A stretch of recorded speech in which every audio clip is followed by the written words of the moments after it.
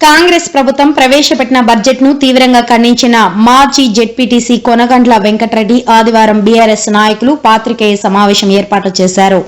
ఈ సమావేశంలో జిల్లా బీఆర్ఎస్ నాయకులు మాజీ జెడ్పీటీసీ కొనగండ్ల వెంకటరెడ్డి మాట్లాడుతూ కాంగ్రెస్ ప్రభుత్వం 6 గ్యారెంటీలకు సమాధి కట్టిందని, ప్రణాళిక లేని పాలన కొనసాగుతుంది, అభివృద్ధి పరచడంలో దృష్టి సాధించడం లేదని అన్నారు. మా చంద్రగొండ మండల ప్రాంతంలో సీతారామ ప్రాజెక్టు రైతులను తీవ్ర నష్టపరిచే విధంగా ఉందని, రైతులందరికీ ఉపయోగపడే విధంగా పనులు జరగాలని, రైతులు డబ్బులు చెల్లించిన తర్వాతే ప్రాజెక్టు పనులు మొదలు పెట్టాలని అన్నారు.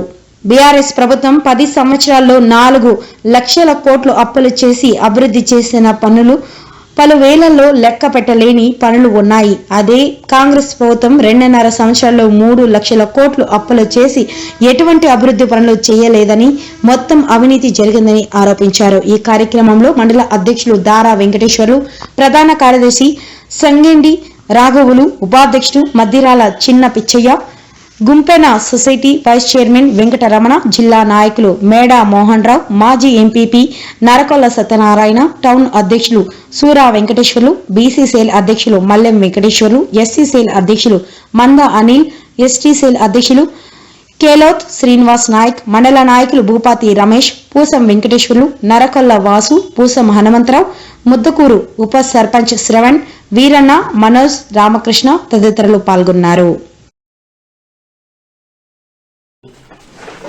6 గ్యారెంటీలకి సమాధి చేసి ప్రజలను మోసం చేసి ప్రజలకి ఏమాత్రం ఉపయోగం లేని బడ్జెట్ని ప్రవేశపెట్టాలని మేము ఖండిస్తున్నాం.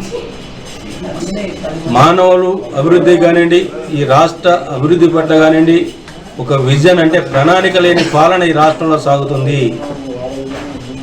ఉన్న ఆదాయాన్ని ఖర్చు పెట్టి జీతాలు ఇచ్చేసి నేను పరిపాలన చేస్తున్నా, ఢిల్లీ ప్రదక్షిణ తప్పితే శ్రమించి ఈ రాష్ట్రాన్ని ఉన్న మానవ వనరులు ఏమున్నాయి వాటిని అభివృద్ధిలోకి తీసుకురాలా, వ్యవసాయ రంగాన్ని అభివృద్ధి పరచాలా, అండ్ ఇండస్ట్రీలు ఏ విధంగా అభివృద్ధి పరచాలా, వాటి కేటాయింపులు కానివ్వండి, వాటి మీద శ్రద్ధ కానీ లేదు. ముఖ్యంగా రైతులు ఎంతో, ఈ తెలంగాణ ప్రజలు ఎంతో ఆశతోటి 6 గ్యారెంటీల మీద కొన్నంత ఆశతోటి గెలిపిస్తే ఇవాళ 6 గ్యారెంటీలు ఏ ఒక్కటి దానికి 6 గ్యారెంటీలు వెనుక 420 మా పార్టీ ప్రజల్లో తీసుకుపోయింది. అందులో కనీసం 20 కూడా వారు చెప్పిన అమలు చేయకపోవడం దురదృష్టకరం, వాటి బడ్జెట్ నిధులు కేటాయించకపోవడం దురదృష్టకరం. అదేవిధంగా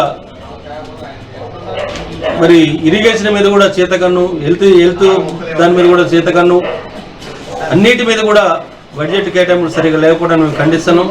ముఖ్యంగా మా ప్రాంతంలోకి వచ్చేటప్పటికి మరి కోటి ఆశలతోటి తెలంగాణ ఏదైతే మెట్ట ప్రాంతంలో సీతారాం ప్రాజెక్టు ఉందో దాని ఆడు కేసీఆర్ గారి ప్రభుత్వ హయాంలోనే కెనాలని తగ్గితే డిస్ట్రిబ్యూషన్ కెనాలకు వచ్చేటప్పటికి అశాస్త్రీయమైన విధానం, రైతులు నష్టపరిచే విధానం, ఇవాళ వాళ్ళ అధికార పార్టీ సభ్యులే రైతులే ఆ కెనాల్ని వ్యతిరేకించే దౌర్భాగ్య స్థితి ఆ పార్టీకి మరి ఎదురవుతుంది.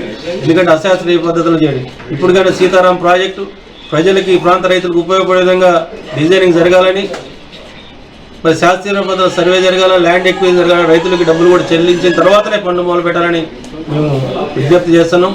ఈ బడ్జెట్ ఏమాత్రం కూడా ఆలోచనాత్మకంగా లేదు, ఆచరణాత్మకంగా లేదు, రాష్ట్రాన్ని అభివృద్ధి పదంలో నడిపించే విధంగా లేదు. ఎందుకంటే చాలా డిబేట్ జరిగింది దాని మీద, మీకు అందరికీ అర్థమైంది. ఒక ఎంప్లాయీ కనుక అతని జీతం ఎంత వస్తుంది, దేనికి ఎంత కేటాయించుకోవాలి అంతే తప్పితే అనే విధంగా తప్పితే మరి ఒక పరిపాలనకు ఉన్న లక్ష్యం ఈ రాష్ట్రం ఆదాయాన్ని పెంచాలా అనేది లేకుండా ఇప్పటికే మరి ఆయన 2 సంవత్సరాల్లో 3 కోట్ల రూపాయలు అప్పు చేసి నిస్సిగ్గు ఒప్పుకున్నాడు.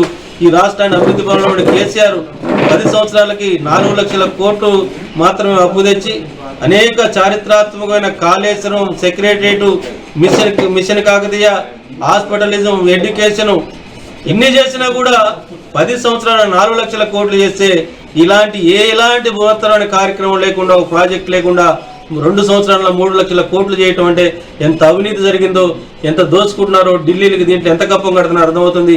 ఇది ఢిల్లీని మెప్పించే, ఢిల్లీ మరి నాయకులను మెప్పించే పాలన తప్పితే తెలంగాణ ప్రజలను మెప్పించే పాలన కాదు, బడ్జెట్ కాదని మేము చెప్పుకుందాం. ఈ బడ్జెట్ని తీవ్రంగా వ్యతిరేకిస్తూ ఖండిస్తున్నాం.